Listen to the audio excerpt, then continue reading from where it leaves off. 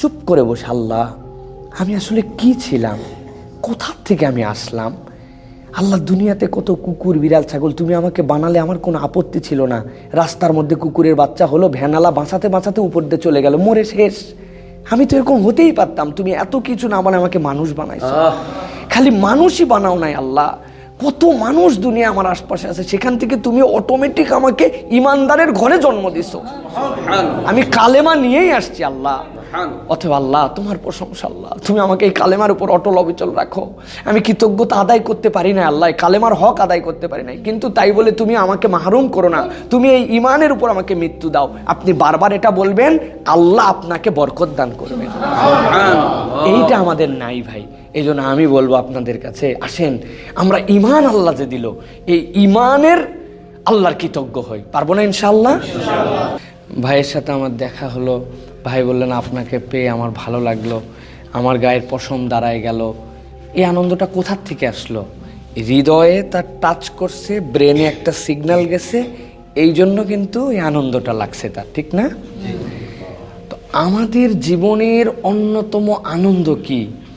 আমাদের জীবনের শ্রেষ্ঠ আনন্দ হচ্ছে যে আল্লাহ রাব্বুল আলামিন আমাদেরকে দৌলতে ঈমান দান করছেন।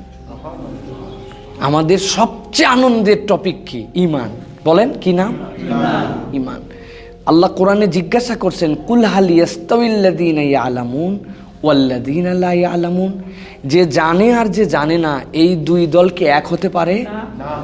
এখন আপনি বলতে পারেন, আমি সেই জানা জানি, 40 বছর ধরে আমি কৃষিকাজ করি, ধান কোন সময় লাগাতে হয়, কোন সময় কাটতে হয়, পানি কোন সময় দিতে হয়, আমি পুকুর আবাদ করি, এইসা আমার পুকুরের মতো মাছ কেউ বানাতে পারে না। কোন সময় ছাড়া লাগে, কোন সাইজ, কোন সময় দাবরানি দেওয়া লাগে, পুকুরে কোন সময় খেওয়া দেওয়া লাগে।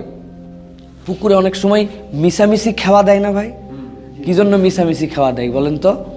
আমার ছোট্ট একটা পুকুর আছে, এই জন্য আমি জানি।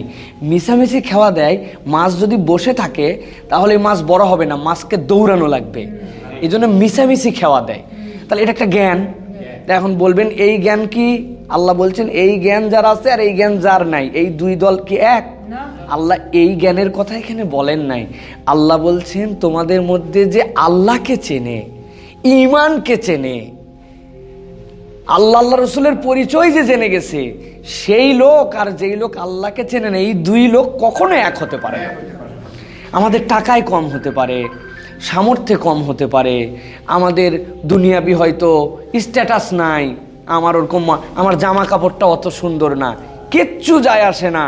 আপনাকে ঈমানের আনন্দে আনন্দিত হতে হবে যে আল্লাহ তুমি আমাকে দৌলতে ঈমান দান করছো, আলহামদুলিল্লাহ। একটা ব্যাখ্যা আপনাদের কাছে করে রাখি, এইটা ভালো করে মনে রাখবেন।